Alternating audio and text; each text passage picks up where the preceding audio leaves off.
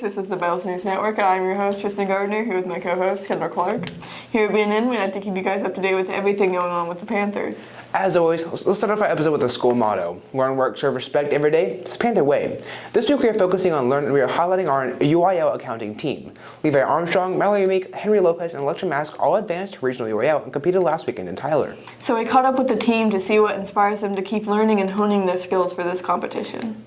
For me, at least, I am more inspired to use these skills just for the fact that I get to spend time with my friends, like at the hotel and everything. It's really, really fun. For me, learning these skills was knowing that I'd be able to use them in the future, whether it be bills, paychecks, or anything I really need them for. This accounting whole process has really introduced us to the financial side of business and entrepreneurship, and basically the background knowledge of just where the money goes, and anytime you can learn that is a good time. So big future motivation here. I think it's really rewarding putting so much work into this UIL event and then getting to go somewhere and have fun with your friends like Levi was saying. Thanks, guys. You did well this year, and congratulations for the entire team getting to regionals. Now to sportscaster Johnny Cox with what you missed last week in Panther sports. Thanks, Tristan. First, I want to offer a little bit more information on the current bond election for Bells ISD. This bond includes two propositions. Proposition A is for $24,755,000 and will include classroom additions and renovations to the junior high, additional classrooms at the high school, a new field house, additional parking, and traffic flow improvements at the elementary school. Proposition B is for $900,000 and will include 4 tennis courts. Now for sports. Last week was the area track meet, and a few Panthers managed to advance to regionals. Cooper Smith in the shot put and discus, Caden King in the discus, Jacob Aaron in high jump and triple jump all advanced for the boys, and Lily Helgren advanced in the open 400-meter run, pole vault, and triple jump, along with Aubrey Slaughter and Emma Brindley in the 3,200-meter run for the girls.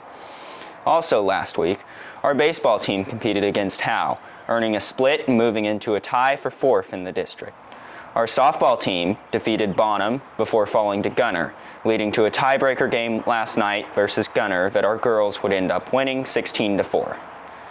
That's all for sports this week. Next up, we have Jaywalking with Jax. Thanks, Johnny. I'm Jaywalking with Jackson. I'm here with Shelby today, and she's going to tell us some things about going to state for UIL.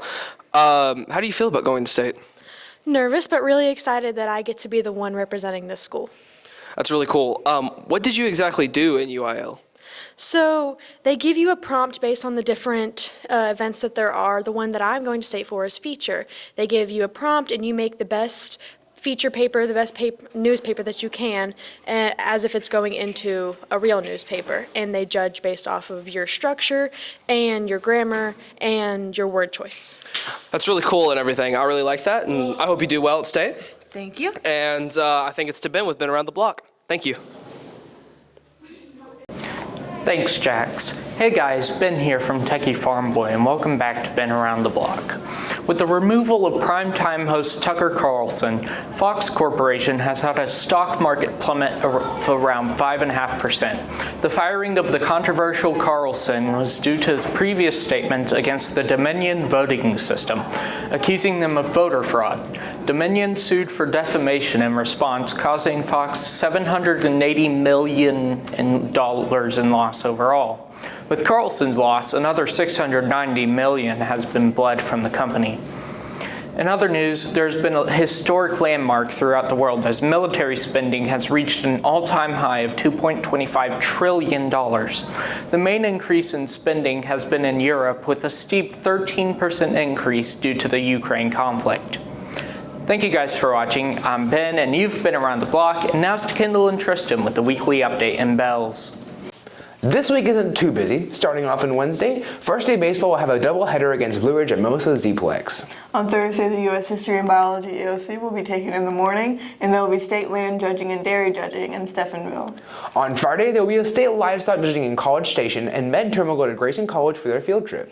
On Saturday, band will have solo and ensemble in Pottsboro. Now to Chief Meteorologist Jonathan Cox. Thanks, Kendall. This week, we have what can only be called an umbrella special, with at least decent rain chances every day. As of now, Wednesday appears to be the wettest, with a potential for some heavy rain and even strong storms. All of this will clear out by Thursday afternoon, but we'll be back in the forecast by Friday night, although amounts will be much less.